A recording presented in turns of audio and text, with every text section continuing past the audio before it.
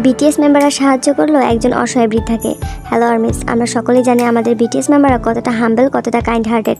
BTS member জেহুব জিনসুকা একটি শোয়ের মাধ্যমে একজন বৃদ্ধা গ্র্যান্ডমাকে সাহায্য করে। গ্র্যান্ডমার বাড়িতে যায়, গিয়ে বিটিএস মেম্বাররা জানতে পারে গ্র্যান্ডমা একা থাকেন এবং সকল কাজও তাকে একাই করতে হয়। ওই বৃদ্ধা মহিলার বয়স ছিল 70 বছর। বৃদ্ধা জানান তার বাসায় গ্যাস নেই। গ্যাসের দাম 7,000 ওন থেকে 8,000 ওন পর্যন্ত।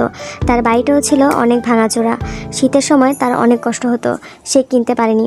তাকে সাহায্য করার মতো কেউ নেই। তার এই কথাগুলো শুনে জিনসুকা জেহুব আরেমের চোখে পানি চলে আসে। তখন বিটিএস মেম্বাররা গ্র্যান্ডমার জন্য একটা সারপ্রাইজ প্ল্যান করে।